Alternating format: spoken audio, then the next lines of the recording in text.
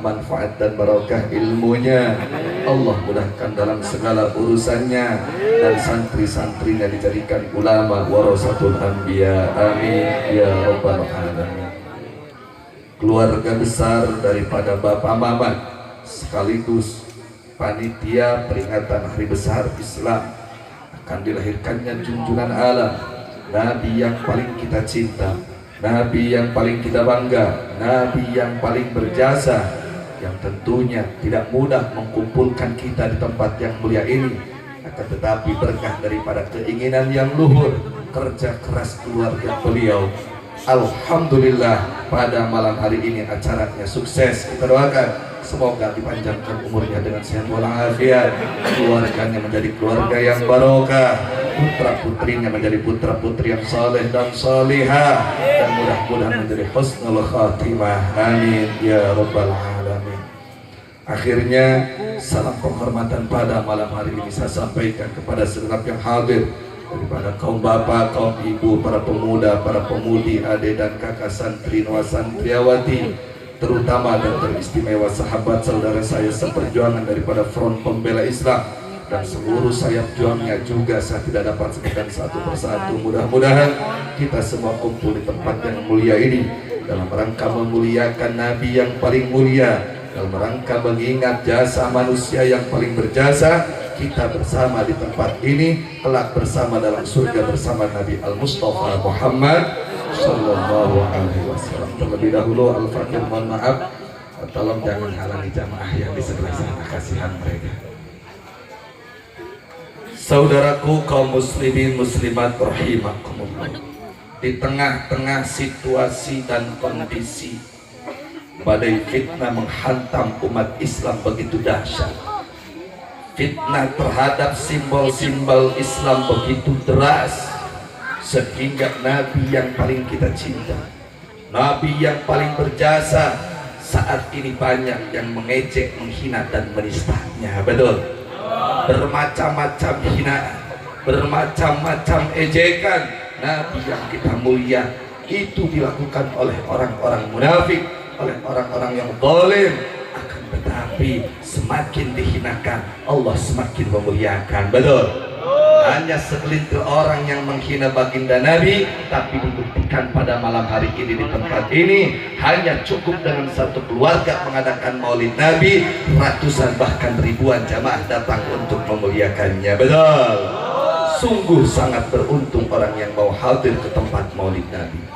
Sungguh patut dibanggakan orang yang mau mengorbankan waktu, mengorbankan hartanya, mengorbankan tenaganya demi datang ke tempat yang mana di tempat tersebut dibacakan maulid Nabi. Saudara, di mana letak kebanggaannya? Di mana letak keistimewaannya?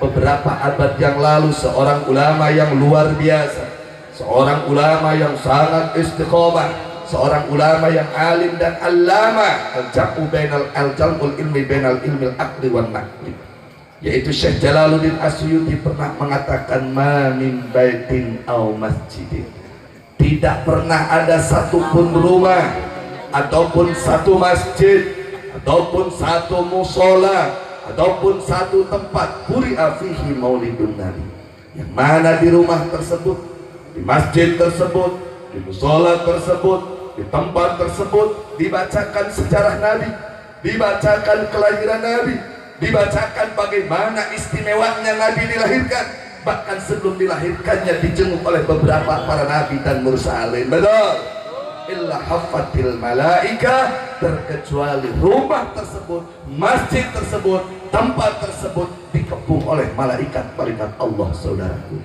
untuk apa malaikat mengepung tempat tersebut? Untuk apa malaikat mengepung rumah tersebut?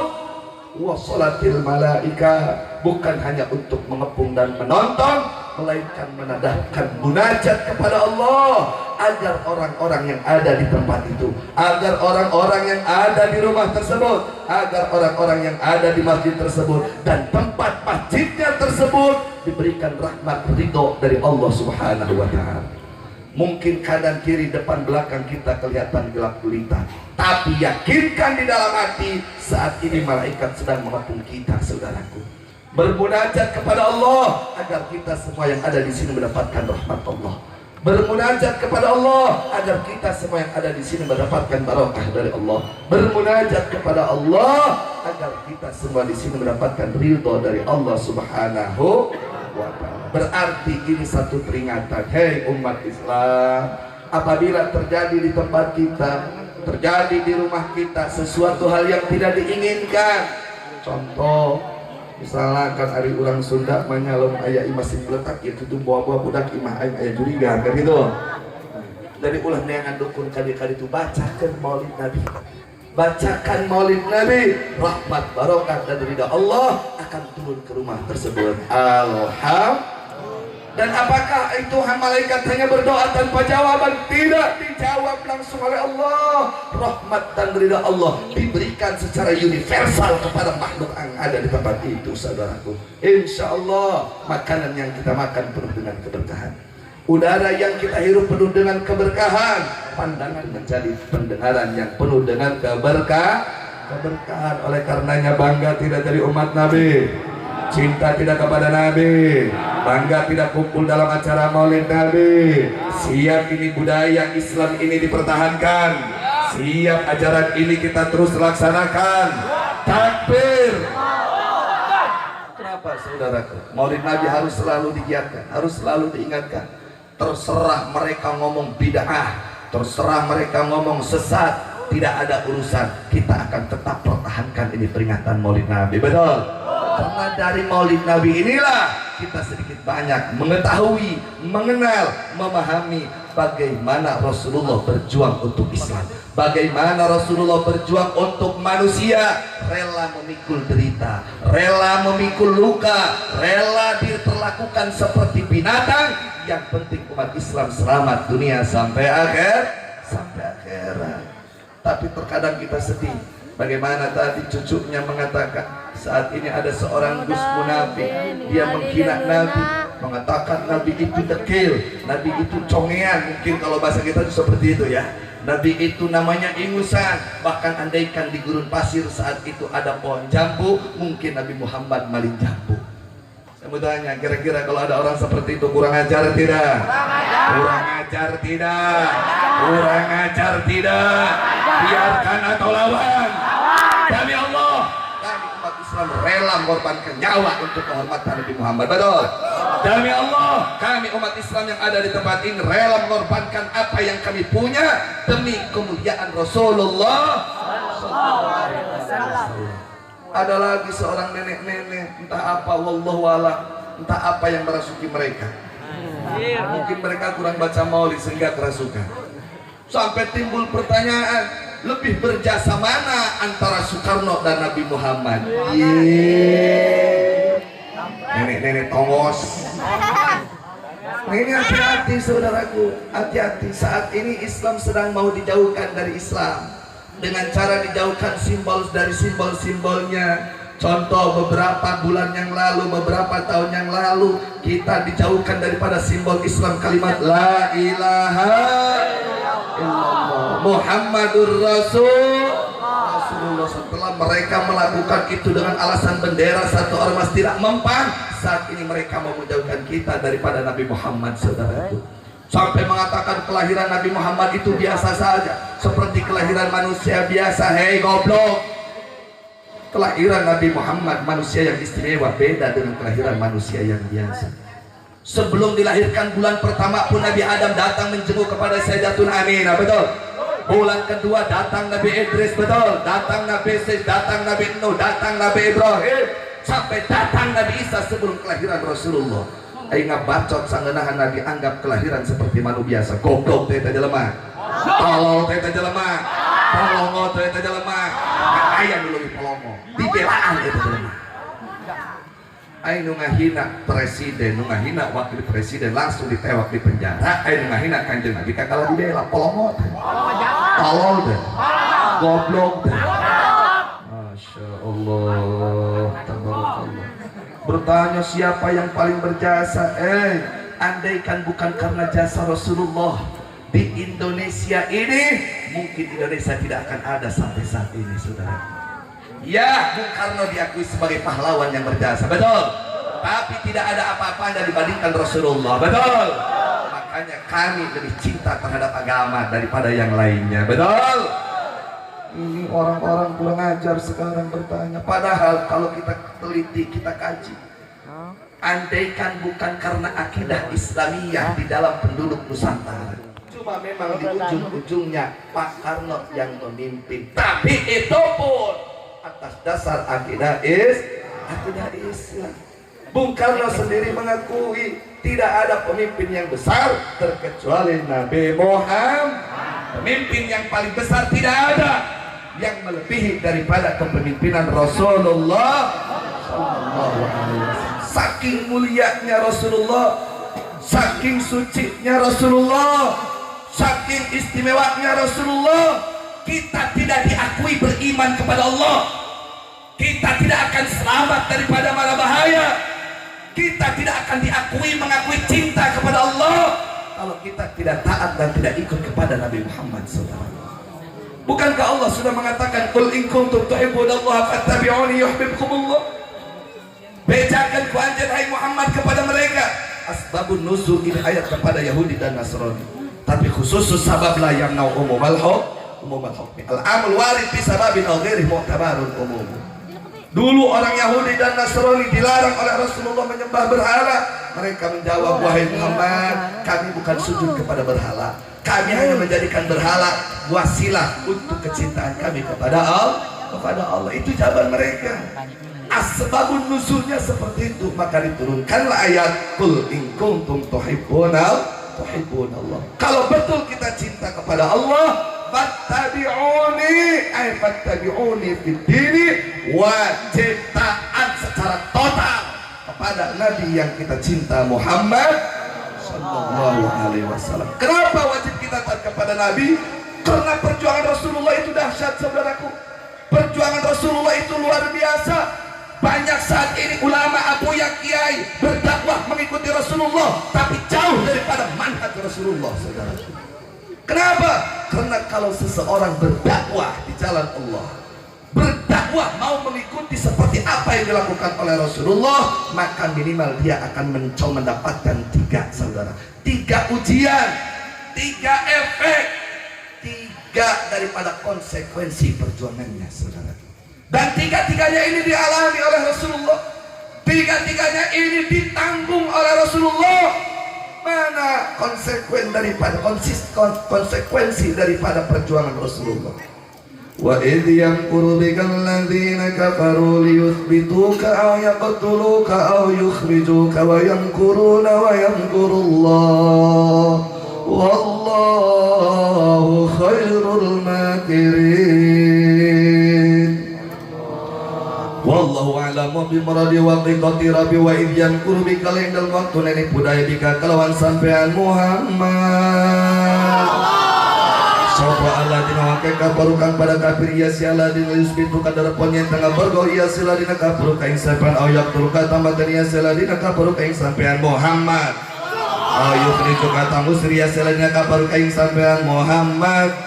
Wayam turun alang pada ni budaya seladina kapal wayam turun lalang ngabalas di budaya Allah sapa Allah wallahu la ta'ala ke rumah keren kudat kami bagus-bagus saya perang-perang dat kang ngabalas kabeh. Jadi ini satu percontohan bagaimana Rasulullah demi menyampaikan risalah Allah untuk membawa umat manusia ke jalan surga, untuk menyelamatkan manusia dari mara bahaya yang abadi, panasnya api neraka, yang mana ini dialami oleh Rasulullah, maka akan terjadi pula kepada para pewarisnya, saudara. Kalau ada kiai, kalau ada ulama, kalau ada ustaz, kalau ada umat Islam, ada habaib, ia menyampaikan yang hak itu hak, yang batal itu batal, maka tidak akan terlepas daripada konsekuensi ayat ini, saudaraku. Dulu Rasulullah mengajak umat manusia untuk tidak menyembah berhala. Dulu Rasulullah mengajak umat manusia, mengajak para penguasa untuk tidak zalim kepada rakyatnya. Dulu Rasulullah mengajak orang kafir untuk bertauhid kepada Allah. Dulu Rasulullah mengajak kepada pezina untuk meninggalkan zina. Dulu Rasulullah mengajak kepada para penjudi untuk meninggalkan judi. Dulu Rasulullah mengajak kepada orang yang suka mencuri supaya tidak melakukan pencuri lagi. Apakah itu dakwah Rasulullah diterima begitu enak? La, justru penuh dengan resiko, saudara. Pertama, wa id yamkuru bikal ladzina kafaru, karena dakwah Rasulullah begitu gencar, dakwah Rasulullah begitu konsisten, Rasulullah tidak pernah mundur dalam menyampaikan kebenaran. Liusbituka, akhirnya Rasulullah dikriminalisasi. Padahal masyarakat kaum Quraisy saat itu sangat percaya kepada Rasulullah. Masyarakat kaum Quraisy sangat hormat kepada Rasulullah. Masyarakat kaum Quraisy sangat cinta kepada Rasulullah, sehingga mereka memberikan predikat yang sangat luar biasa, gelar Al-Amin. Betul?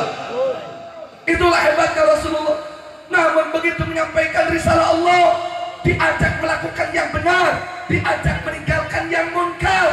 Liusbituka, justru Rasulullah oleh pecinta-pecintanya dikriminalisasi. Hei ulama, hei ustaz, hei kiai, kalau kita mau konsisten mengajak umat berdakwah untuk melaksanakan risalah Allah, untuk menjalankan syariat Islam, jangan aneh liusbituka kalau kita dikriminalisasi, saudaraku. Terbukti saat ini yang menghina Nabi justru malah dibela, betul? Tapi yang menghina penguasa malah ditangkap dan dipenjara. Dan yang lebih menyakitkan lagi, orang-orang yang membela penghina Nabi justru malah dipuji oleh orang banyak, betul? Tapi justru orang-orang yang membela Nabi kemarin terjadi di Bogor dihadang-hadang oleh aparat dan ormas Islam sendiri, betul? Kira-kira terjadi gak seperti itu? Dianggap Islam radikal lah, dianggap Islam teroris lah, dianggap kiai keras lah, dianggap Habib keras lah. Tak peduli. Andaikan mengajak dakwah, andaikan mengajak ke jalan yang benar dikatakan teroris, catat baik-baik, saya adalah teroris. Sama saja kepada semua yang ada di sini. Kalau kita disebut teroris gara-gara mau mengajak ke jalan Allah, mau menyampaikan hak itu hak, batal itu batal, mau gak disebut teroris? Mau gak disebut teroris? Gak ada urusan gitu. Tapi itulah yang terjadi di saat ini, saudaraku. Kalau ada seorang habaib, seorang kiai, dia tegas menyampaikan benar itu benar, salah itu salah, dianggap macam-macam, dianggap dikriminal, dianggap anarkis, dianggap radikal, dianggap teroris, bahkan berusaha bagaimana caranya itu kiai masuk dalam penjara. Makanya jangan aneh kalau saat ini banyak habaib dan ulama yang ditakut-takuti, betul? Bahkan sudah ada 2 tokoh habaib kita yang terkena dampaknya, betul? Bagaimana Imam Besar Umat Islam Al-Habib Rizik bin Syekh dikriminalisasi, betul? Bagaimana Al-Habib Bahar bin Smith dikriminalisasi, betul? Orang yang mengaku-ngaku habaib malah dibela, tapi orang yang mempertahankan kesusiaan habaib malah dipenjara. Padahal kita tahu, hai umat Islam, keturunan Nabi itu suci, keturunan Nabi itu mulia, keturunan Nabi itu berharga. Kalau mau jujur, kita hidup di dunia numpang kepada para habaib, saudara. Dari mana keterangannya? Bukan. Tadi sholawatnya dibacakan. Bahkan tanpa mauludan pun kita suka bacakan itu sholawat.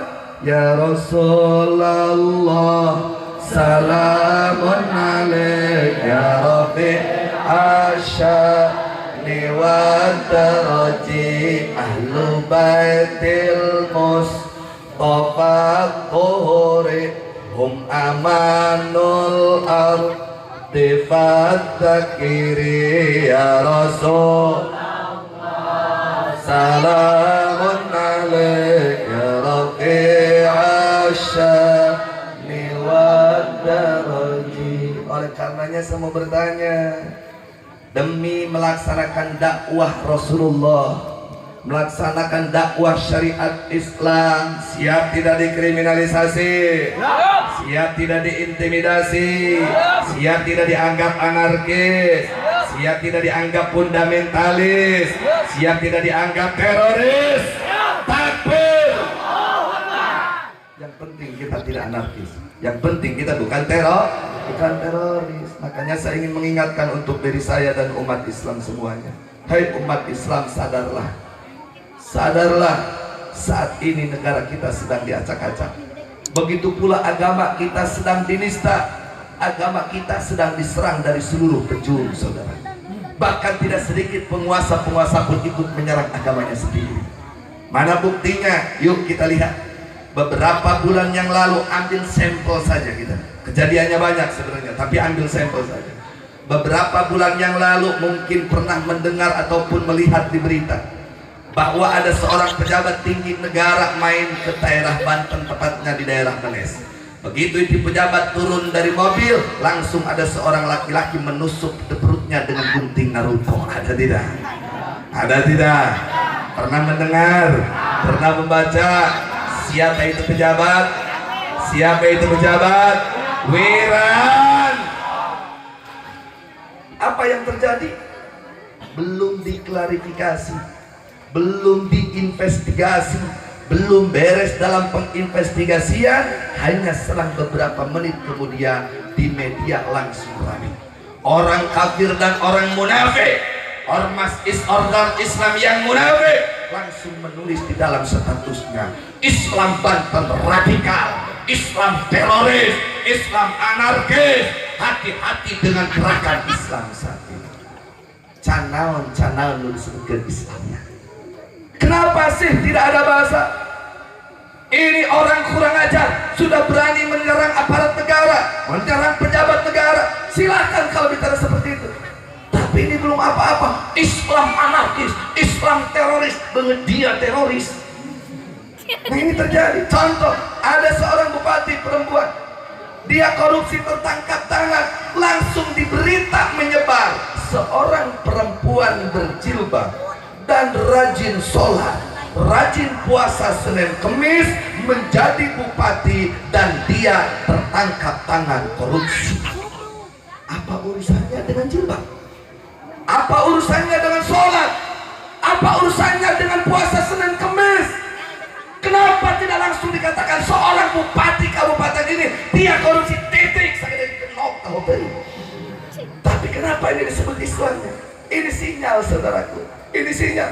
Tapi orang-orang kafir, orang-orang munafik, mereka mencuri uang rakyat bukan miliaran lagi, triliunan. Media bungkam tidak mengeksposnya, betul? Ada apa ini, saudaraku? Bahkan yang lebih menyakitkan, saudaraku, saat ini bukan hanya orang kafir, melainkan seorang kiai, katanya abuya, katanya ulama. Begitu dia memegang kekuasaan, bukannya menjaga agama, bukannya menjaga akidah, justru dia malah menginstruksikan pasukannya aparat negara untuk memata-matai tempat ibadah. Betul? Masjid supaya dipantau, masjid supaya dimata-matai. Kenapa? Karena masjid adalah pihak radikal. Hei conge, masjid bukan pihak radikal, masjid bukan pihak teroris, tapi masjid adalah tempat untuk ibadah kepada Allah Subhanahu. Andaikan kami di masjid beribadah kepada Allah, andaikan umat Islam di masjid beribadah kepada Allah, dianggap teroris, demi Allah dengan senang hati kami dianggap teroris. Betul? Saya tanya, iya kiai model kiai pantas disebut kiai apa kuya? Abuya model gitu abuya apa buaya? Pejabat model gitu pejabat apa penjahat? Hei kiai, salah satu daripada standar pokok memegang kekuasaan adalah harus memiliki 5 tujuan. Salah satunya adalah hifdzuddin, menjaga agama. Nah ini agama seolah-olah umat Islam malah mau dijauhkan dari tempat ibadahnya. Rasulullah memberikan keistimewaan kepada orang-orang yang mau di masjid. Rasulullah memberikan jaminan kepada orang-orang yang suka ke masjid. Dijamin oleh Rasulullah, orang yang hatinya selalu ada di masjid, dia akan mendapatkan tempat yang spesial, dia akan mendapatkan pertolongan dan perlindungan dari Allah. Al-himayah wal kifayah dalam Fathul Bari dijelaskan. Tapi kenapa ada seorang kiai sampai tega menyakiti agamanya, menyakiti umat Islamnya, supaya dimata-matai itu masjid, saudara? Dari mana hadisnya? Sab'atun yudhilluhumullahu fi dhillihi ta'ala yauma la dhilla illa dhilluh. 7 kelompok manusia yang dijamin mendapatkan naungan dari Allah. Bahasa dhil itu payung asalnya. Akan tetapi yang dimaksud adalah mendapatkan keistimewaan, pertolongan, perlindungan, jaminan keselamatan dari Allah di hari yang tidak pernah ada yang menjamin keselamatan terkecuali Allah. Siapa 7 kelompok tersebut? Langsung saja pada pokok yang saya sampaikan. Wa rajulun qalbuhu mu'allaqun fil masajid. Seorang laki-laki ataupun perempuan yang hatinya selalu di masjid. Ini satu motivasi buat umat Islam. Jangan pernah tinggalkan masjid. Beberapa bulan yang lalu, mungkin sekitar 1 tahun yang lalu, ada yang bilang, salah seorang bupati di daerah Priangan, wilayah Jawa Barat, ada yang mengatakan, untuk mengetahui orang tersebut teroris itu gampang. Lihat kepribadiannya, apakah dia rajin ke masjid apa tidak. Kalau rajin ke masjid, maka dia diindikasikan sebagai teroris. Saya tanya, itu bupati goblok deh, tolong deh, tolong deh. Bupati di mana? Bupati di daerah Jawa Barat, yang tepatnya ada di wilayah utara, yang terkenal dengan kota Jaipongan. Paham? Jelas? Ini luar biasa serangan kepada umat Islam. Makanya hai umat Islam, jangan aneh. Kalau ada habaib, kalau ada ulama, kalau ada kiai, difitnah dan dijebloskan ke dalam penjara. Karena memang Rasulullah pun sama. Lius pituka, Rasulullah dekriminalisasi. Bahasa penafsiran kriminalis itu ada ayuka jiduka di borgol. Di borgol itu maksudnya ditangkap penjahat, dijebloskan ke dalam penjara. Masuk pada substansinya, kontekstualnya bukan pada tekstualnya, yaitu adalah dekriminalisasi. Ditakut-takuti Rasulullah, apakah mempan? Tidak. Sehingga dirayu dengan jabatan, dirayu dengan raja, mau dijadikan raja, dirayu mau diberikan harta paling banyak, dirayu mau diberikan wanita paling cantik. Sehingga Rasulullah berbicara kepada pamannya, wahai paman, andaikan mereka simpan matahari di tangan kananku, bulan di tangan kiriku, asal aku berhenti dari dakwah, demi Allah aku tidak akan pernah terima untuk terus melaksanakan dakwah. Demi melaksanakan dakwah, apapun hujatannya, apapun rintangannya, apapun ujiannya, Rasulullah tegak lurus dan semuanya itu dibuang. Betul. Contoh Kiai Ayeuna, Kiai Galak disebut nak batu, Ustadz habaib Kiai ceramah tegas, yang hak itu hak, batal itu batal. Maka saudaraku, pertama yang akan dilakukan, Kiai tersebut akan didekati, saudaraku, akan dikasih madu, diberi tiket umroh, dipanggilkan pondokna, diberi mobilnya. Betul. Akhirnya kiai tersebut kalau tidak kuat imannya, dia akan punya perasaan, katanya ini pejabat guru, tapi begitu baik banget dia kabar dia. Betul? Tidak sedikit kiai dengan kiai saling musuhan gara-gara cogokan dari jabatan. Betul. Cogokan dari pejabat. Betul.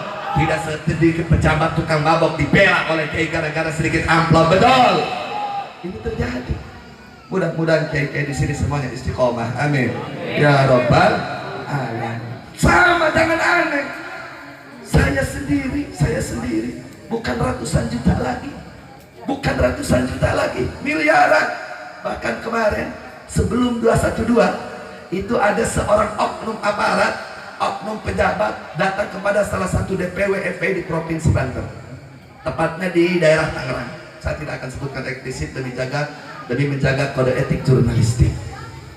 Itu seorang pejabat langsung membawa uang 350 juta cash. Silahkan bawa ini uang Pak Kiai, tapi saya hanya minta satu, Pak Kiai jangan datang ke acara 212. Saukur supaya ulah datang ke 212 ditawari 350 juta, saudara. Alhamdulillah, Allah memberikan taufik dan hidayah, Allah memberikan pertolongan. Itu kiai lebih baik saya dibunuh ataupun dipenjara daripada saya tidak datang ke 212. Alhamdulillah. Ini terjadi. Makanya jangan aneh kalau banyak kiai-kiai di tengah perjalanan gagal oleh sogokan. Tapi kita berdoa kepada Allah, semoga ulama-ulama di tempat ini khususnya umumnya di Indonesia diberikan taufik hidayah untuk istiqomah. Amin ya Rabbal. Apabila dikasih duit tidak mau, dikasih madu tidak mau, al yaqtuluka, maka ancaman akan datang, saudara. Tidak sedikit ulama ditakut-takuti untuk dipenjara, tidak sedikit ulama ditakut-takuti untuk dibunuh agar menghentikan dakwah di jalan Allah. Betul. Bahkan sampai terjadi dibunuh, saudaraku. Ini jangan aneh, hai ulama, jangan aneh, hai kiai. Kenapa? Dulu Rasulullah pun sama. Begitu Rasulullah dikriminalisasi tidak mempan, disogok tidak mempan, al-yaqtuluka, akhirnya Rasulullah berulang kali mau dibantai oleh orang kafir dan munafik. Betul? Betul? Bagaimana kurang hebatnya Rasulullah, saudaraku? Bagaimana kurang membanggakannya Rasulullah demi menyebarkan kalimat tauhid, demi mensyiarkan Islam. Rasulullah rela dikriminalisasi, rela mau dibunuh. Maka kita pun sebagai umat Islam harus rela dikriminalisasi, harus rela kalau sampai dibunuh, karena untuk menjaga eksistensi Islam. Apakah cukup sampai dibunuh? Tidak, saudaraku. Tidak sampai seperti itu. Ayukhrijuka. Dulu 14 abad yang lalu, hampir 15 abad yang lalu, Rasulullah berdakwah, berisbah, berjihad. Akhirnya Rasulullah diusir dari tanah Makkah ke Madinah. Betul? Mudah-mudahan semua yang hadir di sini diberikan rezeki yang balapang, amin. Rezeki yang banyak, amin. Sehingga bisa melaksanakan umrah dan haji ke Makkah dan Madinah. Amin ya Rabbal alamin. Terusir Rasulullah. Makanya jangan aneh kalau ada ustaz, ada kiai, ada habaib, ada ulama diusir dari negerinya sendiri. Bukan karena beliau pecundang, bukan karena beliau penjahat, tapi karena beliau konsisten di jalan agama Allah. Jangan merasa sedih wahai kiai kalau terusir.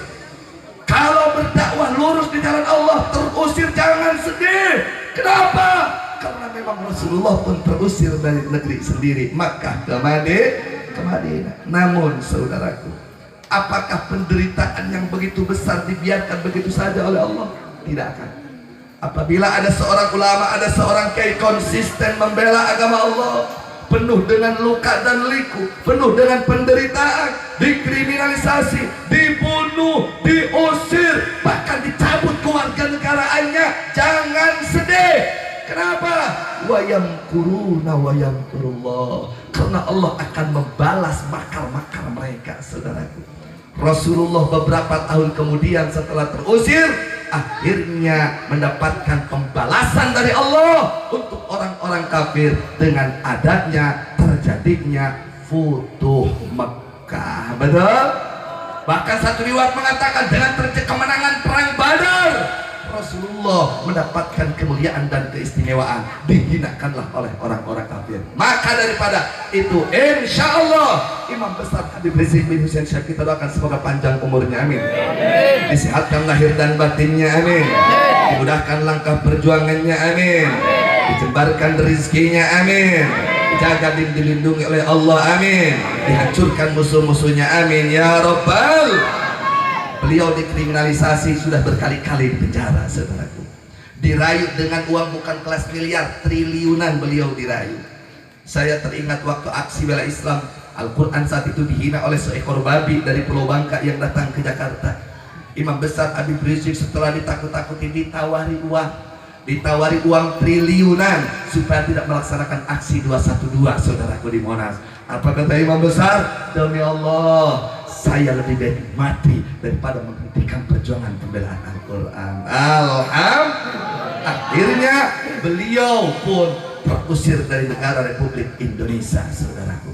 Tapi jangan sedih dan jangan khawatir. Terus kita berjuang, terus kita berusaha, terus kita berdoa. Kenapa? Insya Allah beliau pulang ke Indonesia dengan membawa kemenangan tanpa pertumpahan darah. Amin ya Rabbal alamin. Jadi yakin tidak dengan janji Allah? Yakin tidak dengan janji Allah? saat ini umat Islam menderita dalam perjuangan. Kebenaran dianggap kesalahan, yang salah dianggap suatu kebenaran. Asal kita istiqomah, yang benar itu benar, yang batal itu batal, dan kita tidak pernah campurkan antara benar dan batal, insya Allah Allah akan memberikan kemenangan, kemuliaan untuk umat Islam. Jadi kuncinya adalah apabila umat Islam ingin menjadi tuan di negeri sendiri, apabila umat Islam ingin kuat keislamannya, apabila umat Islam ingin diberikan kemenangan, pertama adalah kuatkan iman, kuatkan keyakinan. Jangan ragu dengan janji-janji Allah. 1000 kali kita ditumpangkan, 1001 kali kita bangkit untuk berjuang. Betul? Siap terus berjuang, siap istiqomah berjuang, siap di bawah komando ulama yang istiqomah, siap di bawah naungan habaib yang istiqomah, siap bela Allah, siap bela Rasulullah, siap bela Islam. Takbir! Rasulullah begitu berjasa, luar biasa. Jadi apabila ada seseorang yang bertanya, lebih mana berjasa antara orang ini dengan Rasulullah? Jawabnya adalah tidak ada yang paling berjasa terkecuali Rasulullah sallallahu alaihi wasallam. Mudah-mudahan kita dikuatkan iman dan Islam, amin. Mudah-mudahan kita dikuatkan dalam istiqomah, amin. Mudah-mudahan kita dijaga dan dilindungi oleh Allah Subhanahu wa taala, amin. Ya Rabbal Allahumma sholli ala sayyidina Muhammad ahlikit geskulah askiri deui ahlik aya namanya wa ahlikit zalimin wa akhrijna min bainihim salimin wa ala alihi wa sahbihi ajma'in. Allahumma sholli ala sayyidina Muhammad wa ahlikil zalimin bil zalimin wa akhrijna min bainihim salimin wa ala alihi wa sahbihi ajma'in. Sekali lagi, Allahumma sholli ala sayyidina Muhammad wa ahlikil zalimin bil zalimin wa akhrijna min bainihim salimin wa ala alihi wa sahbihi ajma'in. Sebelum saya tutup acara ini, jangan bubar karena ada guru kita ya, yang akan melanjutkan mengisi acara ini. Saya di sini ingin minta seikhlasnya kita bacakan Fatihah untuk saudara-saudari kita dari umat Islam yang ada di luar negeri, seluruh negara, khususnya di Ugyur, Xinjiang, Cina, diberikan pertolongan dan perlindungan oleh Allah. Dan mudah-mudahan kafir-kafir Cina dihancurkan oleh Allah Subhanahu wa ta'ala. Orang-orang pembelanya pun dihancurkan oleh Allah Subhanahu wa ta'ala. Mudah-mudahan kita semua umat Islam di seluruh negara dipersatukan hati kita, amin. Dipersatukan pemikiran kita, amin. Dipersatukan jiwa raga kita, amin. Dalam lillahi kalimatillah, amin ya rabbal alamin. Dan mudah-mudahan pula saudara-saudari kita para mujahidin yang ada di Palestina diberikan kemenangan oleh Allah mengalahkan orang-orang kafir Yahudi, amin ya rabbal alamin. Sirril Fatihah. A'udzu billahi minasyaitonir rajim. Bismillahirrahmanirrahim. Alhamdulillahirabbil alamin arrahmanir rahim maliki yaumiddin. Iyyaka na'budu wa iyyaka nasta'in ihdinas siratal mustaqim siratal ladzina an'amta 'alaihim ghairil maghdubi 'alaihim waladdallin. Hanya itu yang dapat saya sampaikan. Terima kasih atas perhatiannya. Mohon maaf atas segala kurang dan lebihnya, terutama kepada para baik, para ulama, para kesepuan. Mohon maaf saya langsung mau pulang karena udah beberapa hari saya belum pulang. Saya tidak bisa masuk lagi ke dalam rumah. Tolong dibukakan jalan, saya mau langsung ke mobil. Mohon maaf saya langsung pamit dari tempat ini juga. Hadanallahu wa iyyakum ajmain. Wassalamualaikum warahmatullahi wabarakatuh.